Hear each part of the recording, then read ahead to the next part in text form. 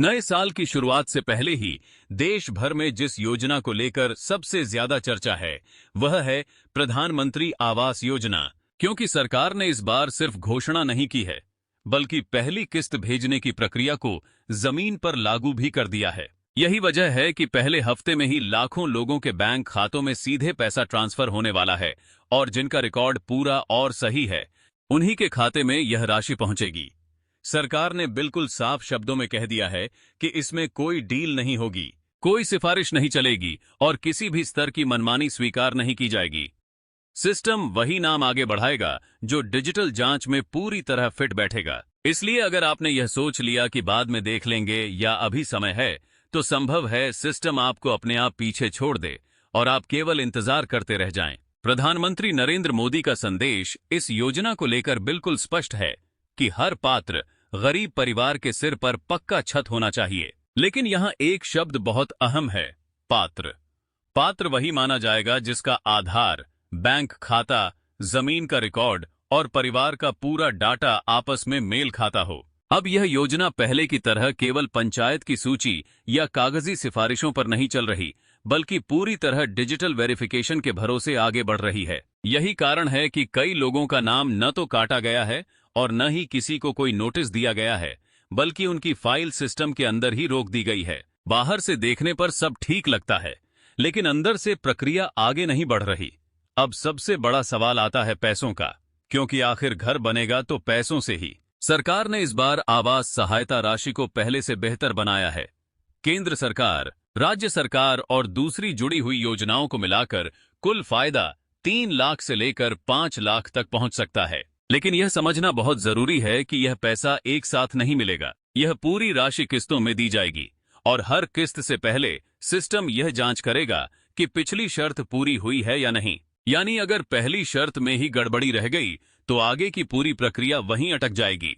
पहली किस्त तभी आपके खाते में आएगी जब आपका बैंक खाता आधार से सही तरीके से जुड़ा होगा और वह एनपीसीआई मैपर पर डिफॉल्ट अकाउंट के रूप में सेट होगा। यहाँ एक बड़ी गलतफहमी लोगों में है कि सिर्फ आधार लिंक होना काफी है, जबकि हकीकत यह है कि बैंक जाकर यह जांच कराना जरूरी होता है कि आपका खाता डीबीटी यानी डायरेक्ट बेनिफिट ट्रांसफर के लिए सक्रिय है या नहीं।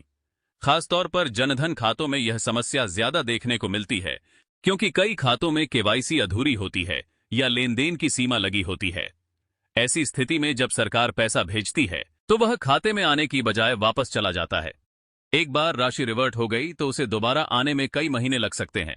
यही वजह है कि यह जानकारी केवल सुनने के लिए नहीं बल्कि तुरंत अमल में लाने के लिए है, क्योंकि प्रधानमंत्री आवास योजना में अब इंतजार करने वालों के लिए जगह नहीं बची है।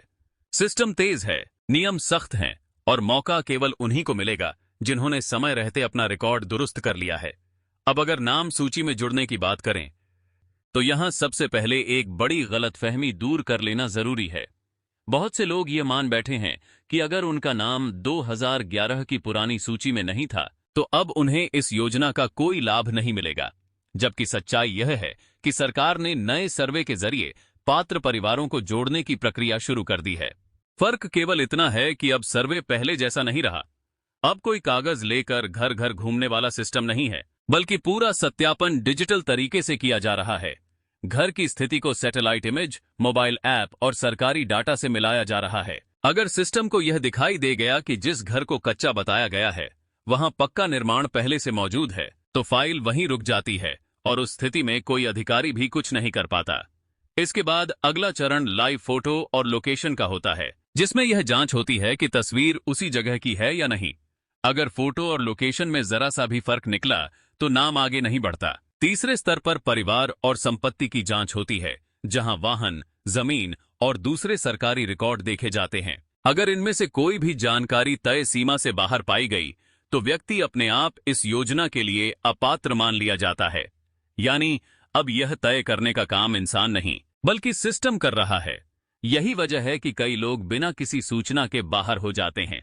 अगर किसी कारण से आपका नाम आगे नहीं बढ़ पाया है तो घबराने की जरूरत नहीं है, लेकिन चुप बैठ जाना इस पूरी प्रक्रिया में सबसे बड़ी गलती साबित हो सकती है। सरकार ने शिकायत और आपत्ति दर्ज कराने का रास्ता खुला रखा है। तय समय के भीतर अगर सही दस्तावेजों के साथ शिकायत की जाती है तो दोबारा जांच की जाती है और कई मामलों में नाम फिर से जोड़ा भी गया है। लेकिन यह अवसर उन्हीं को मिलता है जो समय रहते कदम उठाते हैं। अब आगे की प्रक्रिया को लेकर बस इतना समझ लीजिए कि सरकार नए मामलों से ज्यादा उन मामलों को पूरा करने पर ध्यान देने वाली है जो पहले से स्वीकृत हो चुके हैं, यानी जिनका रिकॉर्ड अभी सही है वही आगे पूरा लाभ ले पाएंगे। जो लोग अभी लापरवाही करेंगे उन्हें बाद में दूसरा अवसर मिलना मुश्किल हो सकता है। इसलिए आज ही अपने आधार, बैंक खाते और मोबाइल नंबर की जानकारी सही कराइए, एनपीसीआई मैपिंग जांच कराइए और किसी भी दलाल या बिचौलिए के झांसे में बिल्कुल मत आइए, क्योंकि प्रधानमंत्री आवास योजना का पैसा केवल सीधे बैंक खाते में आएगा, हाथ में नहीं। अगर आप चाहते हैं कि आपके जिले की सही स्थिति आपको पता चले तो कमेंट में अपना जिला और राज्य जरूर लिखें ताकि वहां की ताजा जानकारी साझा की जा सके।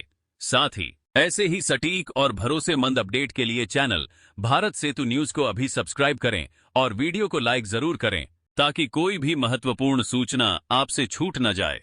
इसी बीच यह भी स्पष्ट कर दिया गया है कि सरकारी कर्मचारी जिनके पास पहले से स्थिर आय और सुविधाएं होती हैं, उन्हें इस योजना में प्राथमिकता नहीं दी जाती। इस योजना का फोकस खास तौर पर शादीशुदा परिवारों पर रखा गया है, जहां पति पत्नी के साथ पूरा परिवार रहता हो, ताकि एक सुरक्षित और स्थायी जीवन दिया जा सके।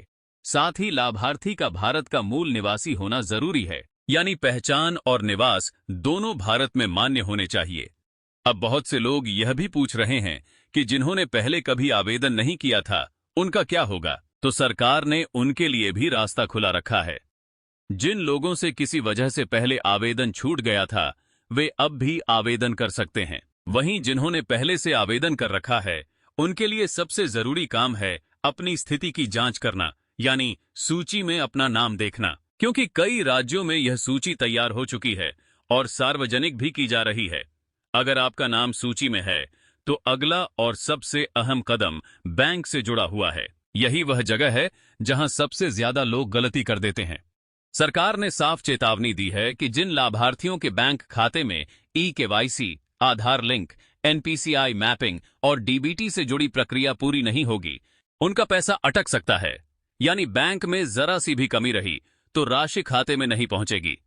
लेकिन जिन लोगों के खाते पूरी तरह सही हैं, उनके लिए राहत की खबर यह है कि पैसा सीधे खाते में भेजने की तैयारी पूरी कर ली गई है। केंद्र सरकार ने इसके लिए बड़ा बजट जारी कर दिया है और संबंधित विभागों को निर्देश दे दिए गए हैं कि पहले चरण की राशि ट्रांसफर करने की प्रक्रिया शुरू की जाए। इसका साफ मतलब है कि जिन लोगों का नाम फाइनल सूची में शामिल है उन्हें बहुत ज्यादा इंतजार नहीं करना पड़ेगा। खास बात यह भी है कि इस योजना के तहत शहरों और कस्बों के लिए अलग सूची बनाई जा रही है ताकि शहरी गरीब परिवारों को भी इसका लाभ मिल सके।